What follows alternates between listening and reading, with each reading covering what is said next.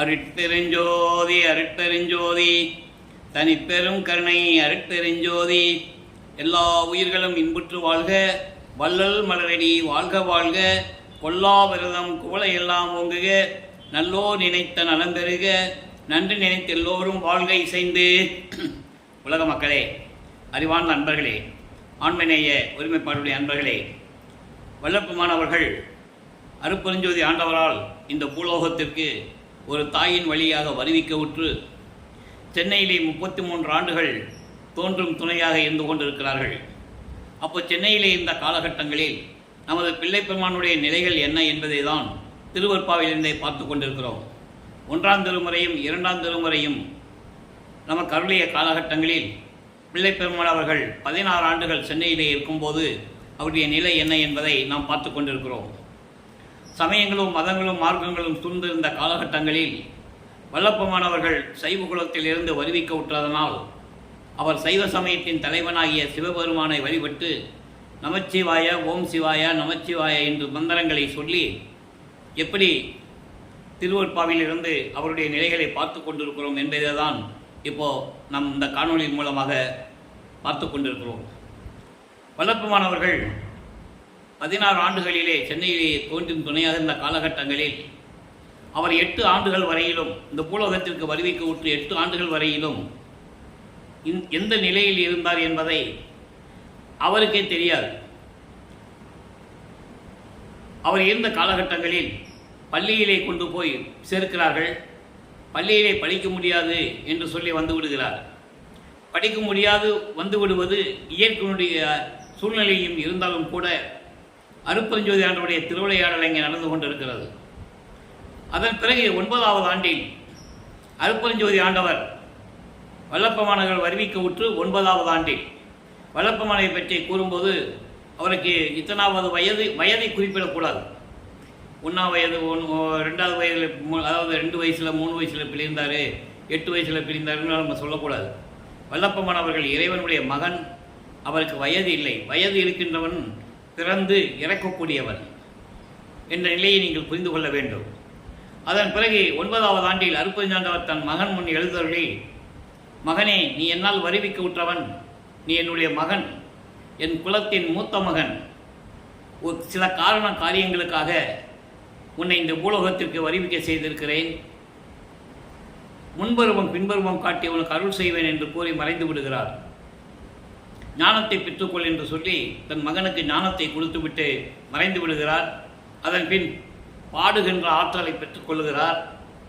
அந்த நிலையில் உருவானதுதான் 1ஆம் திருமுறை. 1ஆம் திருமுறை 8 பதியங்களை உடையது. திருவடி புகழ்ச்சி, விண்ணப்பக்கலி வெண்பா, நெஞ்சறிவுறுத்தல், சிவநேச வெண்பா, மகாதேவ மாலை, திருவருள் முறையீடு, வடிவுடை மாணிக்க மாலை, இங்கீத மாலை. இந்த 8 பதியங்களிலும் 712 பாடல்கள் உடையது. நாம் ஏற்கனவே வடிவுடை மாணிக்க மாலை, திருவுருள் முறையீடு என்ற பதியங்களுடைய பாடல்களை எல்லாம் அருட்பெருஞ்சோதி ஆண்டவருடைய திருவிளையாடல் என்ற பதிவிலிருந்தே பார்த்துவிட்டோம். சிவநேச வெண்பா மொத்தம் 100 பாடல்களை கொண்டது. இதுவரை 45 பாடல்களை நாம் பார்த்திருக்கிறோம். இந்த 46வது பாடல். சிவநேசம் என்பது இறைவனுடைய அருளாற்றலையும் இறைவனுடைய திருவிளையாடலையும் கூறுவது. அதே நேரத்தில் தன்னை இந்த பூலோகத்திற்கு வருவிக்க செய்துவிட்டு அருளை கொடுக்காமல் இருக்கிறாயே என்பது வேண்டுவது. அதுதான் சிவநேச வெண்பா. இந்த பாடலிலே மாணிக்கவாசகரை பற்றி குறிப்பிடுகிறார். ஏன் மாணிக்கவாசகரை பற்றி குறிப்பிடுகிறார் என்றால், ஏற்கனவே இந்த பூலோகத்தில், இந்த மண்ணுலகிலே தோன்றிய சமய புலவர்கள் திருநாவுக்கரசர், ஞானசம்பந்தர், சுந்தரர், வாதவூரான் என்கின்ற மாணிக்கவாசகர். மாணிக்கவாசகர் மதுரைக்கு அருகில் இருக்கின்ற வாதவூர் என்ற ஒரு கிராமத்திலே சைவகுலத்தில் பிறந்தவர். அவர் சிறு வயதிலேயே அதிவர்த்தன பாண்டியன் என்ற ஒரு பாண்டிய மன்னுடைய அரசபையிலே நிதி அமைச்சராக இருந்தவர். அவர் ஏன் இறைவன் ஆட்கொண்டார் என்பதை நாம் ஏற்கனவே தெளிவாக பார்த்துவிட்டோம். அந்த காலகட்டங்களில் சைவ சமயத்தை பரப்புவதற்கு ஆள் இல்லை. அதனால் ஒவ்வொரு காலகட்டத்திலும் இந்த சமய புலவர்களை வரவழைத்து இந்த பூலோகத்திலே பிறக்க செய்து அதன் பிறகு அவர்களுக்கு அருள் கொடுத்து சைவ சமயத்தை பரப்ப செய்தார்கள் சிவபெருமான். அருட்பெருஞ்சோதி ஆண்டவர் சிவபெருமான் என்ற நிலையில் இருக்கும்போது இந்த நிலைகளெல்லாம் உருவானது என்பதை நாம் ஏற்கனவே தெளிவாக பார்த்துவிட்டோம். அப்போ மாணிக்கவாசகரை பற்றி என்ன சொல்லுகிறார்? ஏற்கனவே திருநாவுக்கரசர், சுந்தரர், ஞானசம்பந்தரை பற்றி ஏற்கனவே நாம் சிவனை சிவன்பாலை பார்த்து விட்டோம். இந்த மாணிக்கவாசகரை பற்றி கூறுகிறார். நன்றாக கவனியுங்கள். வேத முடிவோ விளங்க ஆகம முடிவோ நாத முடிவோ நவில் கண்டாய் வாதம் ஒரு மாசகர்க்குள் நில்லா மணிசுடரே மாணிக்க வாசகருக்கு நீ உரைத்தவாறு. இது பாடல். இந்த பாடலை விளக்கம் பாருங்க. வேதங்கள், ஆகமங்கள் இவைகளின் முடிவுகளின் விளக்கங்களில், அதாவது வேதங்கள் ரிக்வேதம், யசுர்வேதம், சாமவேதம், அதர்வண வேதம், இந்த வேதங்களும் ஆகம நூல்கள், சிவநெறி நூல்கள் 28 இவைகளின் முடிவுகளின் விளக்கங்களின் மேல் விளங்கிக் கொண்டிருக்கின்றும் இறைவனே சிவபெருமானை கூறுகிறார். நல்லா கவனிக்கணும். இப்போ அவருக்கு அருட்பெருஞ்சாண்டவர் யாருன்னு தெரியாது, சுத்த சன்மார்க்கம் என்னன்னு தெரியாது. அந்த நிலையில் இருக்கும்போது சிவபெருமானை பற்றி கூறுகிறார். அப்படிப்பட்ட இறைவனே, நாத முடிவில் நின்றவனே. நாதம் என்பது ஒளி வந்து நிறைவடைகின்ற ஒரு நிலை, பரநாத நிலை. ஒளி என்பது இங்கே லைட்டு, விந்து என்பது ஒளி, ஒளி என்பது அங்கே சவுண்டு. விந்து நாதமும் முடிவான நிலையில் விளங்கிக் கொண்டிருக்கின்ற பரநாத நிலையில் கொண்டிருக்கின்ற இறைவனே, மலங்களும் மாயைகளும் சூழ்ந்திருந்த காலகட்டங்களில் மாணிக்கவாசகரை இங்கே வரவழைத்து அவருக்கு அருளை கொடுத்தது நீ போதித்த விதம் அற்புதமானது இறைவனே. வாதவூரானை இந்த பூலோகத்திற்கு வரவழைத்து பிறக்க செய்து அதன் பிறகு அவனுக்கு போதனை கொடுத்த நிலைகள் எல்லாம் மிகவும் அற்புதமானது இறைவனே. அப்படிப்பட்ட இறைவன், நீ என்னை இந்த பூலோகத்திற்கு வருவிக்க செய்து எந்தவித அருளை கொடுக்காமல் நான் துன்பப்பட்டு துயரப்பட்டு கொண்டிருக்கிறேன், எனக்கு விரைவில் வந்த அருள்வாயக என்று கூறுகிறார். அதாவது இந்த மாயைகளும் மயக்கங்களும் மலங்களும் சூழ்ந்த நிலை என்று கூறுகிறார். மலங்களை பற்றி கூறும்போது நான் ஏற்கனவே விளக்கங்கள் கொடுத்திருக்கிறேன். பதி, பசு, பாசம், இந்த 3 நிலைகளுக்கும் நான் விளக்கம் ஏற்கனவே நம்ம பதிவிலே ஒளிவிட்டிருக்கின்றேன், பதிவு செய்திருக்கின்றேன், நீங்கள் பார்த்து கொள்ளலாம். பசு என்பது மலங்கள் சூழ்ந்தது. ஜீவன் 3 பங்கு மலம் சூழ்ந்தது. ஆன்மா என்பது 1 பங்கு மலம். மலம் இல்லாததுதான் சிவம். சிவம் முற்றிலும் மலமற்றது என்ற நிலையில் ஏற்கனவே வல்லப்பமானவர்கள் விளக்கியதை நாம் ஏற்கனவே பார்த்துவிட்டோம். ஆக வல்லப்பமானவர்கள் இந்த பூலோகத்திற்கு வருவிக்க உற்று 9வது ஆண்டிலிருந்து 12 ஆண்டுகளுக்குள் அந்த 3 ஆண்டுகளில் உருவானதுதான் 1ஆம் திருமுறை. அந்த நிலையில் இருக்கும்போது 13வது ஆண்டில் இறைவனிடம் ஞானத்தை பெற்ற பிறகு நமது பிள்ளைப்பெருமான் அவர்கள் திருவொற்றியூர் செல்கிறார். அவர்கள் தங்கியிருந்த இடத்திலிருந்து 7 கிணத்து பகுதியிலிருந்து 10 வருடத்துக்கு பிறகு வள்ளலார் நகர் திருவொற்றியூருக்கு நமது பிள்ளைப்பெருமான் அவர்கள் கால் வலிக்க நடந்து செல்லுகிறார். அப்போ மனதை உள்ளத்திடம் என்ன கூறுகிறார் என்ற நிலையை தான் இந்த பதிகத்தில் பார்த்து கொண்டிருக்கிறோம். பதிகம் 35 நெஞ்சு அறை கூவல் 3வது பாடல். வல்லப்பமானவர்கள் இந்த பாடலை அருளும்போது அவருக்கு 13வது வயது என்று கூறக்கூடாது, 13வது ஆண்டில் அவர் விளங்கிக் கொண்டிருக்கிறார் என்பதை நீங்கள் புரிந்து கொள்ள வேண்டும். திருவின் நாயகன் கைப்படை பெறுவான் திருக்கண் சாத்திய திருமலர் பதத்தார் கருவில் நின்ற எம்போல்வார் தம்மை காத்து அடிப்பதே கடன் எனக் கொண்டார். உருவில் நின்றவர் அரு என நின்றோர் ஒற்றியூரிடை உற்றனர் அவருக்கு மறுவின் நின்ற மனம் கொள்ளும் மலர்ப்பு மலை சூட்டுதும் வருதி என் மனனே. என் கூடவா மகனே, திருவொற்றியூர் போகலாம், என் கூடவா மகனே. போகும்போது நறுமணம் பொருந்திய பூக்களை கொடுத்த மாலையை எடுத்துக்கொண்டு அங்கே இறைவனிடம் அவருக்கு சாத்திவிட்டு இறைவனிடம் அணிவித்து தமிழ் பாடல்களால் பாடி இறைவனை போற்றி வணங்குவோம், என்னுடன் வா மனமே என்று சொல்லி இந்த பாடலிடம் கருளியிருக்கிறார்கள். இதில் சொல்றாரு திருவின் நாயகனே. திருவின் நாயகனே என்பது திருமாலை, அதாவது திருமால் வணங்குகின்ற இறைவனே. திருமாலுக்கு 10 அவதாரம் கொடுத்தது எல்லாமே இறைவன் என்பதை, அருட்பெருஞ்சோதி ஆண்டவர் என்பதை பின்னாளிலே அருட்பெருஞ்சோதி அகவலிலே நமக்கு அருளியிருக்கிறார்கள். திருமால் வணங்கும் இறைவனே கைப்படை பெறுவான். கைப்படை என்பது சங்கு சக்கரம் பெற்றுக்கொண்ட திருமால், இறைவனிடம் பெற்றுக்கொண்ட திருமால். இதை சொல்லுவார், நெடிய மாலுக்கு நேமி அளித்த நீர் மிடியேனின் அருள்மேவ விரும்பிலரோ என்று கூறுவார். நெடுமால் என்பது திருமால். திருமாலுக்கு சங்க சக்கரம் கொடுத்து அவனை ஆட்கொண்ட நீ மிடியேன், மிடியன்னா உன்னுடைய மகன், இந்த சிறுவன், இவனுக்கு அருள் கொடுப்பதற்கு நீ தயங்குகின்றாய் என்று ஒரு பாடலிலே கூறுவார். ஏன் அருட்பெருஞ்சோதி அகவல் பாடல்களிலே உண்டு. காக்கும் தலைவன், அவனை காக்கும் அண்டங்களை ஆவகை அமைத்த அருட்பெருஞ்சோதி. காக்கும் தொழிலை செய்யக்கூடிய திருமாலை படைத்து அவனுக்கு அண்டங்களை கொடுத்து காக்கும் தொழிலையும் கொடுத்து அவனை ஆட்கொண்ட அருட்பெருஞ்சோதி ஆண்டவரை என்பது பின்னாளில் கூறுவார். அப்படிப்பட்ட இறைவன் திருக்கண் சாத்திய திருமலர் பதத்தார் கண்ணப்பனுக்கு கண் கொடுத்து அவனுக்கு திருவடியை அருளி ஏற்றுக்கொண்ட இறைவன் என்று பொருள். கருவில் நின்ற எம்போழ்வார் தம்மை. கருவில் நின்ற எம்போழ்வார் தம்மை என்பது துன்பங்களையும் துயரங்களையும் அனுபவித்துக் கொண்டிருக்கின்ற என்னை போன்றவர்களை காத்து அளிப்பது உனது கடமை. அப்படிப்பட்ட இறைவன் திருவொற்றியூரில் இருந்து கொண்டிருக்கிறார். இரண்டாவதாக, என்னை ஒரு தாயின் கருவிலே அமர வைத்து அதன் பிறகு இந்த மண்ணுலகை வரவைக்க செய்து என்னை இந்த நிலையில் இருக்க வைத்து காத்து கொண்டிருக்கின்ற இறைவன் என்று கூறுகிறார். மனதிடம் கூறுகிறார்.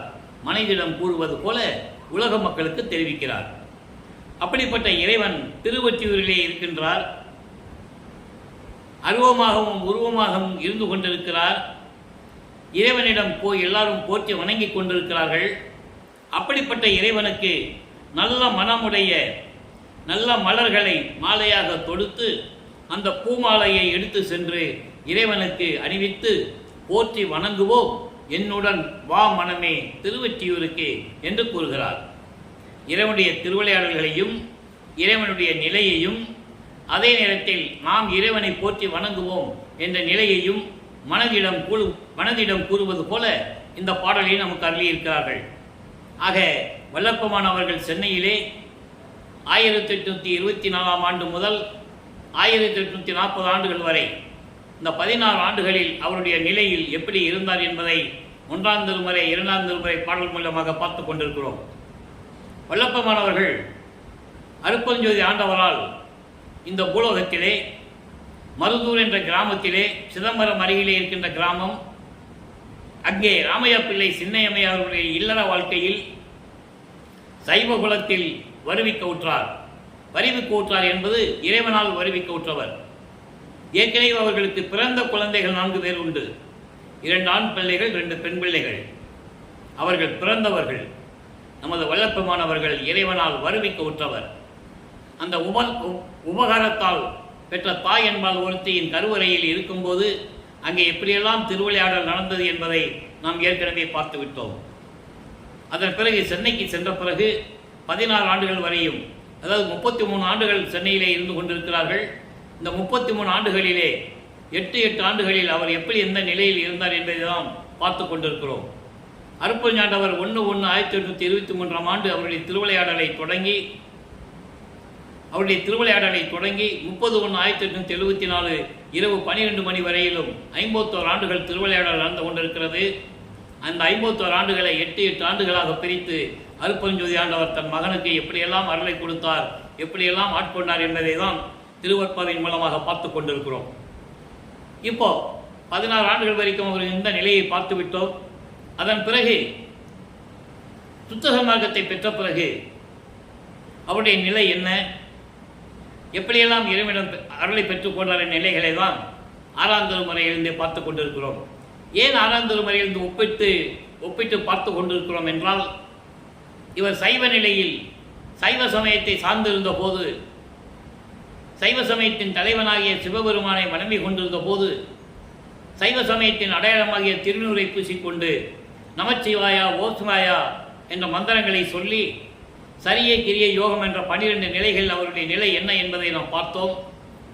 சுத்த சன்மார்க்கத்தை பெற்ற பிறகு அவருடைய நிலை என்ன என்பதை வேறுபடுத்தி உலக மக்களுக்கு தெரியப்படுத்த வேண்டும். காரணம், வல்லப்பெருமான் அவர்கள் திருவொற்றியூரில் இருக்கும்போது அவரும் சிவபெருமானை வழிபட்டார், திருநீர் கொண்டிருந்தார் என்று இன்று வரையிலும் கூறிக்கொண்டு இந்த சுத்த சன்மார்க்கத்தை மக்களிடம் சொல்லாமல் மறைத்து கொண்டிருக்கிறார்கள். அதற்காகவே நாம் அந்த நிலையை மாற்ற வேண்டும் என்பதற்காகத்தான் ஆறாம் திருமுறையோடு ஒப்பிட்டு நாம் பார்த்து கொண்டிருக்கிறோம். ஆறாம் திருமுறையிலே பதிகம் 34 இறை எளிமையை வியத்தல். இறை எளிமையை வியத்தல் என்பது வாதனைகளுக்கு இறங்குதல். எப்படி 2ஆம் திருமுறையிலே அவருடைய துன்பங்களையும் துயரங்களையும் சிவபெருமானியிடம் கூறுகிறாரோ, அப்போ அவருக்கு தெரியாது அருட்பெருஞ்சாண்டவர் யாருன்னு. சிவபெருமானும் அந்த நிலையில் இருந்து கொண்டு இவரிடம் திருவிளையாடல் செய்து கொண்டிருக்கிறார். அதன் பிறகு அருட்பெருஞ்சாண்டவர் எப்படி திருவிளையாடல் செய்கிறார் என்பதை தான் இந்த நிலையிலே நாம் பார்த்து கொண்டிருக்கிறோம். துன்பங்களையும் துயரங்களையும் இறைவனிடம் கூறுவது ஆறாம் திருமுறையிலே இந்த பதிகத்திலிருந்து பார்த்து கொண்டிருக்கின்றோம். 3வது பாடல் எப்படி 2ஆம் திருமுறையிலும் 3வது பாடலிலே பார்த்தோமோ, அதே போல சுத்த சன்மார்க்கத்தை பெற்ற பிறகு இந்த பாடலிலே பிள்ளைப்பெருமானவர்கள் என்ன கூறுகிறார்கள் என்பதை பார்க்க போகிறோம். வேதாந்த நிலையும் அதன் அடுத்தே விளங்கும் மெய்நிலையும் காட்டுவித்தீர். அங்கே சிவநேசம் என்பால் என்ன சொல்லுவார்? வேதங்களும் ஆகமங்களுடைய விளக்கங்களின் முடிவில் இருக்கின்ற இறைவனை என்று சொல்லுவார். அந்த விளக்கங்களுக்கெல்லாம் மேலாக விளங்கி கொண்டிருக்கின்ற இறைவனை என்று கூறுவார். இங்கு அதே நிலையை எப்படி கூறுகிறார் என்று இங்கு பார்க்க வேண்டும். வேதாந்த நிலையும் அதன் அந்தத்தை விளங்கும் மெய்நிலையும் காட்டுவித்தீர். விளங்கிய சித்தாந்த நிலையும் போதாந்த நிலையும் அப்பால் புகழ் அறிதாம் பெரிய பொருள் நிலையும் தெரிவித்தீர். தனக்கு இறைவன் அருளியதை உலக மக்களுக்கு தெரிவிக்கிறார் இந்த பாடலின் மூலமாக. புண்ணியரே, நுமது பாதாந்தம் அறிவித்தீர். சுத்த வடிவுடனே பகர் பிரணவாகர பரிசும் என கழித்தீர். நாதாந்த தனி செங்கோல் நான் செலுத்த கொடுத்தீர். நடராஜரே, உமக்கு நான் ஏது செய்வேனே. நான் ஏற்கனவே சொல்லியிருக்கிறேன், நடராஜன் என்று சொன்னவுடனே உங்கள் மனது சிதம்பரத்துக்கு போயிடக்கூடாது. நடராஜன் என்பது அருட்பெருஞ்சோதி ஆண்டவர். இந்த சிதம்பரத்தில் இருக்கின்றவர் கர்மசித்தர், சைவ சமயத்தை சேர்ந்தவர். இப்படி நிலைகள் எல்லாம் வேறுபட்டு இருக்கின்றன. அதனால தான் இந்த நிலைகளை உங்களுக்கு விளக்கி கூறிக்கொண்டிருக்கிறேன். இப்போ பாருங்கள், வேதாந்த நிலை என்பது வேதங்களுடைய அந்தங்களுடைய நிலை. அந்தம் என்பது முடிவான நிலை.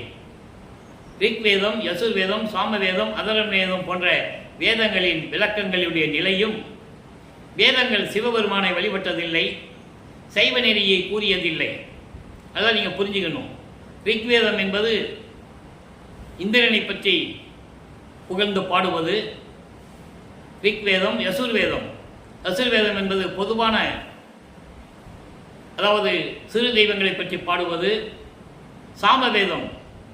சாமவேதம் என்பது அதாவது கிரியை என்ற நிலை, வேதங்களை கூறி மந்திரங்களை கூறி அந்த இறைநிலைகளை பாடுவது. அதர்வண வேதம் பிரம்மனை பற்றி பாடுவது. இப்படி வேதங்களுடைய முடிவுகளுள்ள நிலைகளில் அதற்கு மேல் விளங்கி கொண்டிருக்கின்ற விளக்கங்களை எல்லாம் மெய்நிலை என்பது உண்மையான நிலைகளையும் எனக்கு காட்டுவித்தீர். அதன் பிறகு விளங்கிய சித்தாந்தம் என்பது சிவநெறி கோட்பாடுகள், சிவநெறி நிலைகளுடைய கோட்பாடுகள். போதாந்த நிலை என்பது மெஞ்ஞான நிலை, ஞான அறிவுக்கு மேலே விளங்கி கொண்டிருக்கின்ற ஒரு நிலை. ஞான அறிவு நிலைக்கு மேலே விளங்கி கொண்டிருக்கின்ற நிலை மெஞ்ஞான நிலை. அந்த மெஞ்ஞான நிலையையும் எனக்கு காட்டுவித்தீர். இந்த பிரபஞ்சத்தில் தோன்றிய அத்தனை பேரும் ஞானத்தை பெற்றவர்கள். சுத்த சன்மார்க்கத்தில் இருந்த வல்லற்பமான ஒருவர் தான் மெஞ்ஞானத்தை பெற்றுக்கொண்டவர். ஞானத்திற்கும் மெஞ்ஞானத்திற்கும் வேறுபாடுகள் உண்டு. ஞானம் என்பது ஒரு நபரை இந்த பூலோகத்தில் பிறக்க செய்து அதன் பிறகு அவரை ஆட்கொண்டு அருளை கொடுப்பது, ஞானத்தை கொடுப்பது என்ற ஒரு நிலை. மெஞ்ஞானம் என்பது இறைவனுடைய மகனாகவே வருவிக்க உற்று அவருக்கு மெஞ்ஞானத்தை கொடுப்பது. ஆரம்பங்களிலே வல்லப்பமானவருக்கு ஞானம் மட்டும்தான் இருந்தது. சமய நிலைகளில் இருக்கும்போது சுத்த சன்மார்க்கத்தை பெற்ற பிறகு மெஞ்ஞானம் என்ற ஒரு நிலை கிடைத்தது. அதை இங்கு குறிப்பிடுகிறார். போதாந்த நிலையும் அதற்கு மேல் விளங்கி கொண்டிருக்கின்ற, சொல்ல முடியாத அரிய நிலையில் இருந்து கொண்டிருக்கின்ற பெரிய பொருள் நிலையும், பெரிய பொருள் நிலை கடவுள் நிலையும், கடவுள் நிலையும் விளக்கங்களையும் எனக்கு தெரிவித்தீர். புண்ணியரே, புண்ணியரே என்பது சுத்த சன்மார்க்க இறைவனே, அருட்பெருஞ்சோதி ஆண்டவரே, இயற்கை உண்மை விளக்க கடவுளே, உமது பாதாந்தம் அறிவித்தீர். பாதாந்தம் என்பது இறைவனுடைய அடியும் முடியும் பற்றி கூறுவது. இந்த பிரபஞ்சத்திலே இறைவனுடைய அடியும் முடியும் பார்த்தவர் பிள்ளை பெருமான் அவர்கள்தான், வேறு யாருமே இல்லை. பிரமனும் முடியை பார்ப்பதற்கு அன்னப்பறவை வேடம் எடுத்து செல்லுகிறான். திருமால் பன்றி உருவம் எடுத்து, நேற்று அந்த விளக்கங்களை பார்த்தோம், பன்றி உருவம் எடுத்து மண்ணை பெயர்த்து கொண்டு பாதாள உலகம் வரை சென்று இறைவனுடைய திருவடியை பார்க்க செல்லுகிறான். திருவடியை பார்க்க முடியவில்லை. அப்படிப்பட்ட இறைவன் எனக்கு காட்டினீர், அடிய முடியும் எனக்கு காட்டினீர். அதாவது துருவி போல, அதாவது கடல் அலையிலே ஒரு தூசி எப்படி அலைந்து திரியுமோ அதுபோல பிரம்மனும் அயனும் ஆளும் துருவி நிற்க, அலைவாரதியில் அயனும் ஆளும் துருவி நிற்க எனக்கே அடிமொழிகளை காட்டுவித்தீர் என்று ஒரு பாடலிலே கூறுவார். கடல் அலையிலே ஒரு துரும்பு எப்படி ஆடிக்கொண்டிருக்கும் அதுபோல உன்னுடைய முடியையும் அடியையும் பார்ப்பதற்கு பிரம்மனும் திருமாலும் அலைந்து கொண்டிருக்க எனக்கு ஒரு நொடியில் அடியை முடியை காட்டுவித்தீர்களே அப்படின்னு கூறுவார். அதை தான் இங்கே சொல்லுகிறார். பாதாந்தம் அறிவித்தீர், சுத்த வடிவுடனே பிரணவாகார பரிசும் எனக்கு அளித்தீர். சுத்த தேகத்தை மட்டுமல்ல, ஓங்காரம் என்னும் சொல்லக்கூடிய பிரணவ தேகத்தையும் எனக்கு அருளி எனக்கு கொடுத்தீர். அதான் பிரணவாகார பரிசும் எனக்கு அளித்தீர் என்று சொல்லுகிறார். ஓங்கார நிலை, ஓங்கார நிலை என்பது பிரணவ தேகம். அந்த தேகத்தையும் சுத்த தேகத்துடனே எனக்கு பிரணவ தேகத்தையும் கொடுத்து என்னை ஆட்கொண்டீர். நாதாந்த தனி செங்கோல் நான் செலுத்த கொடுத்தீர். திருஅருள் செங்கோலாட்சி, அது ஒரு இடத்திலே சொல்லுவார். திருஅருள் செங்கோலாட்சி செலுத்துவோம் என்று சொல்லுவார். செலுத்துவேன் என்று சொல்லவில்லை. அருட்பெருஞ்சோதி ஆண்டவர் செலுத்துவார் என்றும் சொல்லவில்லை, செலுத்துவோம். அதனுடைய விளக்கம் என்னவென்றால், இறைவன் என்னுடைய கலந்து கொண்டார், நானும் இறைவனும் ஒன்றாக இருக்கிறோம். அந்த நிலையில் இருந்து கொண்டு நான் திருவருள் செங்கோலாட்சி செய்து கொண்டிருக்கிறேன். அதாவது இந்த பிரபஞ்சத்தை இயக்கிக் கொண்டிருக்கிறேன் என்று சொல்லுகிறார். அதான் சொல்றாரே, நாதாந்த தனி செங்கோல், அந்த நிலையில் நான் இருந்து கொண்டிருக்கிறேன், பரநாத நிலையில். நடராஜரை உமக்கு நான் ஏது செய்வேனே. ஏன் நீங்க நடராஜன் சொல்றாரு? நடராஜன் என்பது அருட்பெருஞ்சோதி ஆண்டவர். இவர்கள் சைவ சமயத்தை சேர்ந்தவர்கள் அந்த பெயரை எடுத்துக்கொண்டு அதை மக்களிடம் சொல்லிக் கொண்டிருக்கிறார்கள் என்ற நிலையை வல்லப்பமானவர்கள் தெளிவாக கூறியிருக்கிறார்கள். ஆக இறைவன் தனக்கு சுத்த சன்மார்க்கத்தை கொடுத்த பிறகு இந்த பூலோகத்திலே எப்படியெல்லாம் அருளை கொடுத்தார் என்பதை இந்த பாடலின் மூலமாக பார்த்து விட்டோம். இதை ஒரு பாடலிலே சொல்லுவார். சுத்த சிவநிலை 106வது பதிகம், அதிலே 19வது பாடலிலே சொல்லுவார். இந்த வேதங்களும் ஆகமங்களும் எந்த நிலையில் இருந்தன என்பதை இங்கே சொல்லுகிறார். ஆரணமும் ஆகமும். ஆரணம் என்பது வேதங்கள், ஆகமம் என்பது சிவநெறி நூல்கள். இந்த வேதங்களும் சிவநெறி நூல்களும் ஆங்காங்கு உரைக்கின்ற, ஆங்காங்கு என்பது தொடர்ந்து சொல்லிக் கொண்டிருக்கின்ற காரணம் காரியங்களும் எனக்கு காட்டுவித்தீர். வேதங்களுடைய விளக்கங்களின் நோக்கங்களும் அதனுடைய செயல்களையும் எனக்கு காட்டுவித்தீர். தாரணியில் கண்டேன் கலிக்கின்றேன். உன்னால் இந்த பூலோகத்திற்கு வருவிக்க உற்று அந்த நிலைகளை கண்டு மகிழ்ந்து கொண்டிருக்கிறேன். வேதங்களுடைய நிலைகளையும் ஆகமங்களுடைய சிவநெறி நூல்களினுடைய சிவநெறி கோட்பாடுகளையும் எனக்கு முழுவதுமாக காட்டுவித்தீர். அதை இந்த பூலோகத்திலே இருந்து கொண்டு நான் கண்டு மகிழ்ந்து கொண்டிருக்கின்றேன். கங்கு பகல் அற்ற விடத்து. நல்லா கவனிக்கணும். கங்கு பகல் அற்றமிடுத்து உண்டேன் அமுதம் உவந்து. கங்குல் பகல் என்பது கங்குல் என்பது இரவு. இரவும் பகலும் இல்லாத இடம் எது? நல்லா கவனிக்கணும். இரவும் பகலும் இல்லாத இடம் வெட்ட வெளி. அதுதான் சிவஞான சுத்த சிவஞான வெளி. அதுதான் கடவுள் நிலை அறிந்து அம்மையமாகக்கூடிய வெளி. அந்த வெளியிலே தான், அந்த திருச்சிற்றம்பலத்தில் தான், அங்கே இருக்கின்ற சத்தியஞான சபையிலே தான், அங்கே ஒரு சத்தியஞான சபை இருக்கிறது. மக்களால் அங்கு சென்று போக முடியாது என்ற ஒரு காரணத்தினால்தான் வடலூரிலே இறைவன் நமக்கு சத்தியஞான சபையை நிறுவி கொடுத்தார் பிள்ளை பெருமானவர்கள் என்பதை நீங்கள் புரிந்து கொள்ள வேண்டும். உலகிலேயே இறைவனால் உருவாக்கப்பட்ட இடம் வடலூரில் இருக்கின்ற சத்தியஞான சபை. அப்படிப்பட்ட நிலையில் இரவும் பகலும் இல்லாத வெட்ட வெளியில், சுத்த சிவஞான வெளியில், எனக்கு அந்த வெளியில் உண்டேன் அமுதம் உவந்து. உண்டேன் அமுதம் என்பது அருள் அமுதம். சுத்த சன்மார்க்கத்தை பெற்றுக்கொண்டு அருள் அமுதம் உண்டு மகிழ்ந்தேன் என்று கூறுகிறார். இதோட நிலையில் இருக்காமல் இன்னொரு நிலையும் நாம் இருந்து பார்க்க வேண்டும். அந்த நிலை என்னவென்றால், அதாவது இந்த அன்னங்களை சொன்னோம்ல, அந்த விளக்கத்தை நான் கூற கடமைப்பட்டிருக்கிறேன். காரணம், நாம் ஏற்கனவே பதிவு செய்திருக்கிறோம். இருந்தாலும் இன்று வேதங்களும் ஆகமங்களும் நிலைகளை வல்லப்பமான் கூறியிருக்கும் போது இந்த அன்னங்களை பற்றி ஒரு சிறிய விளக்கம் நாம் தர வேண்டிய இருக்கிறது. ஏன்னால் மக்களுக்கு தெரியணும் இல்லையா?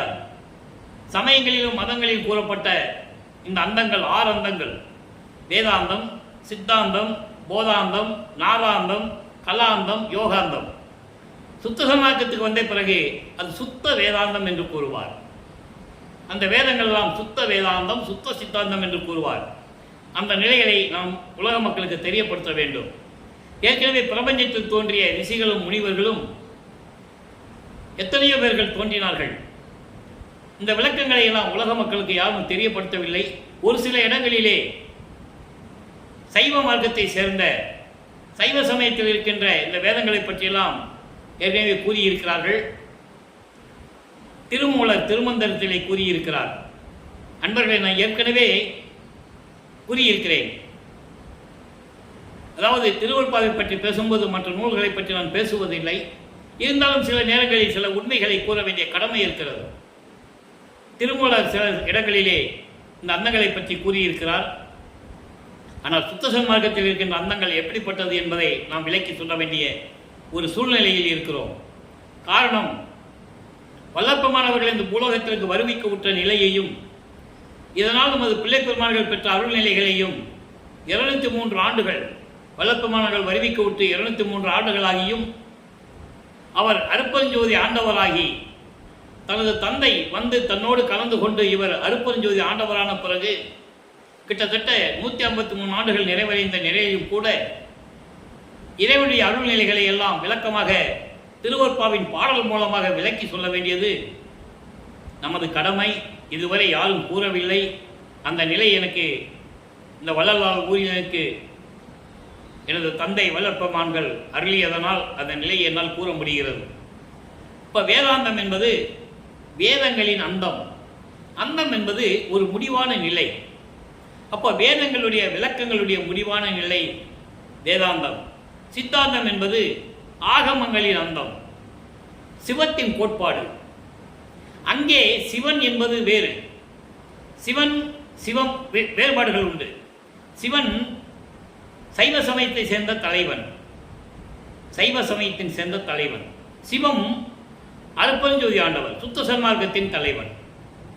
அந்த கோட்பாடுகளை பற்றி கூறுவது. போதாந்தம் என்பது நான் ஏற்கனவே கூறியது போல ஞான நிலைக்கு மேல் உள்ள நிலை, அதான் மெஞ்ஞானம், அதான் மெஞ்ஞான நிலை என்று கூறுவது. நாதாந்தம் என்பது பரநாத முடிவான நிலை, அதை ஒளியின் முடிவான நிலை என்று கூறுவார் பிள்ளை பெருமான். இங்கே ஒளி என்பது சவுண்டு, விந்து என்பது அது வேற ஒளி. இந்த ஒளி லைட்டு, விந்து என்பது ஒளி, அது சவுண்டு. சமயங்களிலே கூறுவார்கள் விந்து நாதம் என்பது அருளும் சிவனும் சேர்ந்தது என்று கூறுவார். எங்கே? அங்கே சமயங்களிலே கூறும்போது இங்கே ஒளி ஒளி என்று கூறுவார். விந்து என்பது ஒளி, அந்த ஒளி என்பது லைட்டு. நாதம் என்பது ஒளி, அந்த ஒளி என்பது சவுண்டு. அப்படி ஒளியின் முடிவான நிலை அங்கே சுத்த சன்மார்க்கத்திற்கு வரும்போது ஆன்மா தன்னை உணரும் நிலை என்று கூறுகிறார். ஆன்மா தன்னை உணரும் நிலை நாதாந்தம்.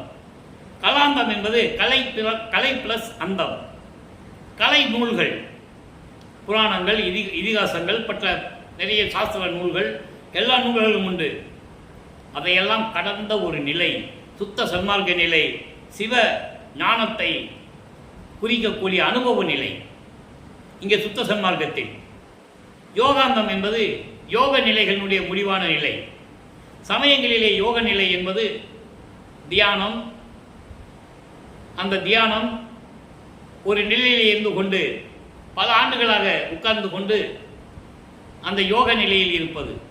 கடலுக்கடியிலே இருந்து கொண்டு, மலைக்கடியிலே இருந்து கொண்டு, இப்படி மரத்துக்கடியிலே உட்கார்ந்து கொண்டு உடம்பெல்லாம் புத்து மண்ணு வளர்கிற அளவுக்கு ஞானத்தில் இருப்பது, யோகத்தில் இருப்பது, அது சைவ சமயங்களை சார்ந்தது. சமய நிலைகளில் இருக்கின்ற நிலைகளை சார்ந்தது அந்த யோகாந்தம். சுத்த சன்மார்க்கத்தினுடைய யோக நிலைகளை என்பது ஆன்மா தன்னை பெறும், ஆன்மா தன்னை உணர்த்துகின்ற ஞான நிலையை பெறுவது யோகாந்தம். இப்படி 6 அந்தங்களை விளக்கமாக நமக்கு ஏற்கனவே பிள்ளைப்பெருமானவர்கள் அருளியிருக்கிறார்கள். எனவே பிள்ளைப்பெருமானவர்கள் இந்த பூலோகத்தில் வருவிக்க உற்று சமயங்களை சார்ந்த நிலையில் 33 ஆண்டுகள் சென்னையிலே இருந்து கொண்டிருக்கிறார்கள்.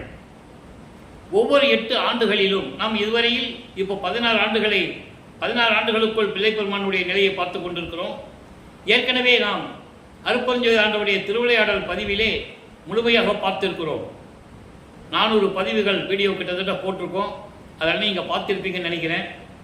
ஆக ஒவ்வொரு 8 ஆண்டுகளிலும் இறைவனை பெற்ற அருள்களை நாம் தெளிவாக பார்த்திருக்கிறோம். சமயங்களில் இருக்கும்போது அவருடைய நிலை என்ன, அதன் பிறகு சுத்த சன்மார்க்கத்தை பெற்ற பிறகு பிள்ளைப்பெருமானுடைய நிலை என்பதை நாம் பார்த்து கொண்டிருக்கிறோம்.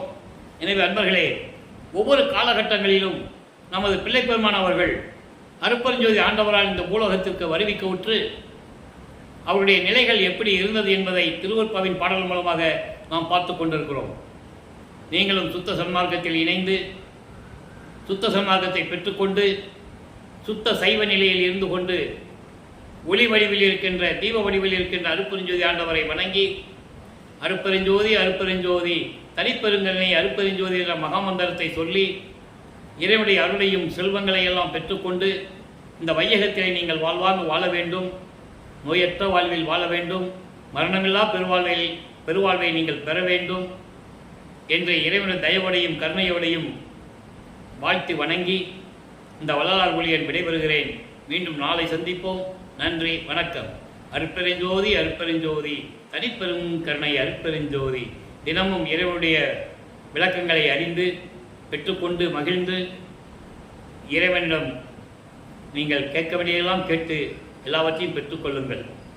அருட்பெருஞ்சோதி அருட்பெருஞ்சோதி தனிப்பெரும் கருணை அருட்பெருஞ்சோதி.